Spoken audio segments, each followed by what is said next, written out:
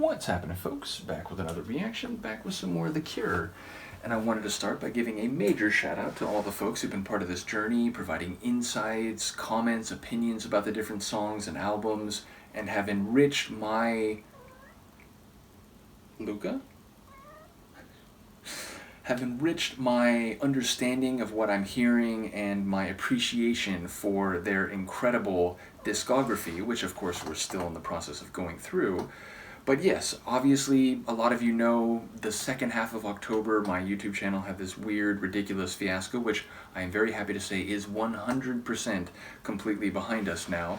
And I am going to now continue doing Cure reactions on Thursdays. There were a couple comments recently that, wait, like, are they not happening on Thursdays anymore? That was just a product of me not being able to post on YouTube for a couple weeks.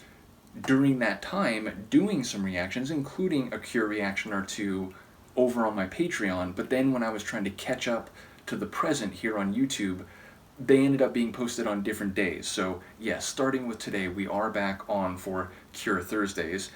And I wanted to mention the next tune in Kiss Me, Kiss Me, Kiss Me 1987 is the Snakepit. We're going to do that this week in this video, but next week I'm going to do a 2-for-1 because I've heard that Hey You is a short tune, and the one after that, Just Like Heaven, is actually a Cure song I know. I haven't heard it in a long time. There is a line that sticks out of my mind, and I'm quite certain that I know it to some degree. So that one should be fun, like reconnecting with a tune that I have heard before. And by contrast, I don't think I've ever heard Hey You, or at least I don't remember any tune by them from them by that name.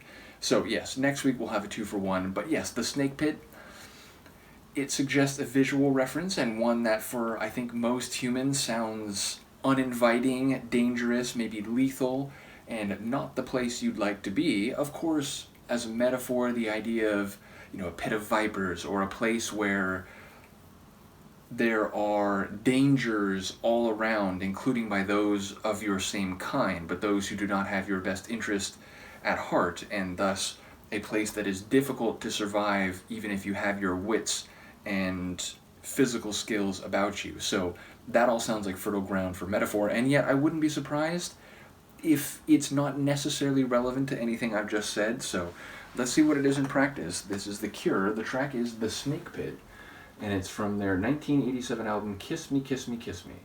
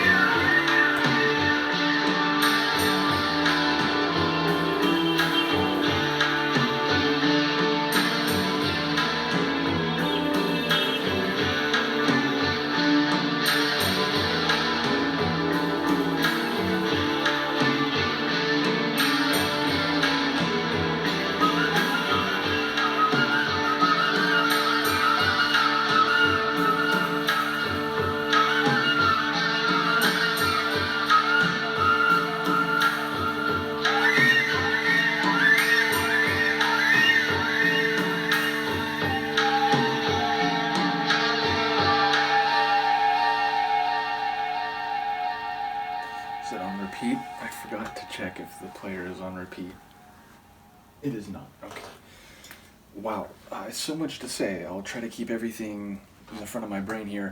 I'll start by commenting on an observation. I know Izzy said something along these lines, but I don't think he was the only one. There have been a couple comments, I think, where people have said, it's interesting when you hear The Cure go very pop, because if you were just to look at them on a poster or see them at a concert before they started playing, you wouldn't expect them to play a tune like the Love Cats. Like, it's like, wow, really? Like, they just look so, dark and goth. This sounds like a tune, if you just saw The Cure, you would expect them to play.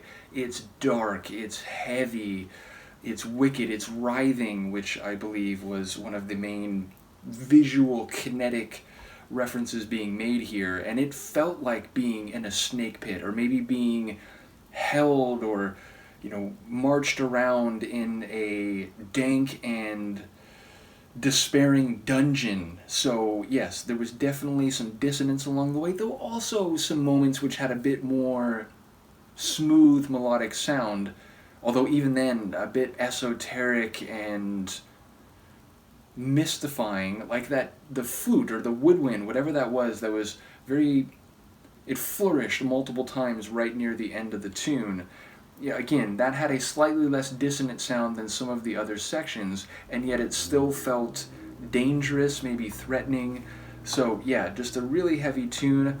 I heard references to like being in a snake pit, and again, writhing, that kind of movement that tubular type of animals make to move. So I think it's, at the very least, there's a visual reference going on here, though again, maybe it could be about something more conceptually, be it the music industry or something else. Now, I have no additional lyrical evidence to convince me that's what's happening, but I wouldn't be surprised if this is functioning on multiple levels. But it felt very much like the environment suggested by the title phrase and a couple of the lines that I've heard. And I will say, when was the first line? Like 2.5, 3 minutes into the tune? And how long was that? I felt like that was definitely a longer one. And yeah, okay, so like 7 minutes long. And I don't think we heard a single word from Robert until we were at least a couple minutes, probably a few minutes in. So another one where after a while it's like, is this just going to be a darkly atmospheric instrumental tune? But no, there were some lyrics, and yet it did not feel like a typical song. I mean, even for The Cure, which at this point, what is a typical Cure song? There's a typical Cure sound, or rather a set of sounds. But at this point, I'm not surprised by anything. I'm not surprised by a sort of raw post-punky type of track. I'm not surprised by a like lighter and surprisingly poppy tune. I'm not surprised by a heavy, dark and dragging, almost drowning type of tune. And yet I'm not surprised when there's a bit more eccentricity even in Robert's vocals. So nothing they can do surprises me at this point, and yet there still are sounds and stylings where it's like, that's The Cure. That's The Cure as I've come to know them. And this one, again, fits into both of those paradigms. But yes, the overall vibe here is definitely heavier and more goth sounding than some of their other tracks. And the guitar work, I did notice, that had a very frenetic intensity to it at certain parts, though also, again, like a threatening feel, a dangerous feel, and thus perfectly reflective of a snake pit. So thematically, I don't quite know what to make of it other than a more literal, direct interpretation, and that in part based on the atmosphere. But yes, very much a Cure tune in one of their particular avenues. And yeah, I do wonder not only the lyrical specifics or nuances this might have, but I do wonder, how a tune like this develops. The idea. So like, did they just start with that heavy, dark atmosphere, and then again, it's almost like it could be an instrumental, but then it's like, wait, no, let's lend some words to that. So the songwriting process. I am curious about it in general, but maybe in a tune like this specifically. I do want to mention one other sort of tangential anecdote. People know I'm a huge Depeche Mode fan. I've been listening to them my whole life, and that includes their first album, which in retrospect is, I suppose, different than a lot of what came after, and was largely the product of Vince Clarke and his production and programming. And I recently rewatched a video or a documentary watch along, or I rewatched the documentary, not my watch along of it, and indeed I ended up taking it off YouTube because, again, I had that issue with YouTube, and eventually I'm going to put a lot of the more video oriented things I had over on YouTube here on, or not here on Patreon, over on Patreon, and that will include the Depeche Mode documentary watch alongs I've done. I think there's a couple of them that are still up here because they got blocked on YouTube. The point is, in the documentary for Speak and Spell, I had remembered that at some point in one of the interviews in that documentary, Vince Clarke had said, well, when we were starting out in Basildon, we wanted to be like OMD, like we wanted to be like Orchestral Maneuvers in the Dark from Basildon, but I was only remembering part of that quote. The full quote, and before he even mentions OMD, is that they wanted to be like The Cure. They wanted to be The Cure, but from Basildon and with electronic sounds. So knowing that my favorite band, or one of my favorite bands, certainly in the realm of 80s music and synth pop, the fact that they were inspired by The Cure and essentially wanted to be as much like them as they could, even if of course Speak and Spell does not sound like early Cure, I think is just a testament to the impact that The Cure was making even in their early days, not just on more niche musical circles and eventually the wider pop music public, but among other musicians who were trying to do something different. So yeah, I just thought that was really cool because I didn't remember that he mentioned The Cure. And again, even before he refers to OMD, Vince is like, yeah, we wanted to be The Cure. So yes, that was a cool tidbit that I came across when I rewatched that documentary. In any case, as I said, next week we will have a 2-for-1. We will listen to Hey You and Just Like Heaven. So I'm very much looking forward to that, as is Luca. I knew you were going to get up. But she's like, don't interrupt my grooming. I work on the hair when you touch it. For those of you who know that reference. In any case, let me know what you think, and I'll see you next time. Peace.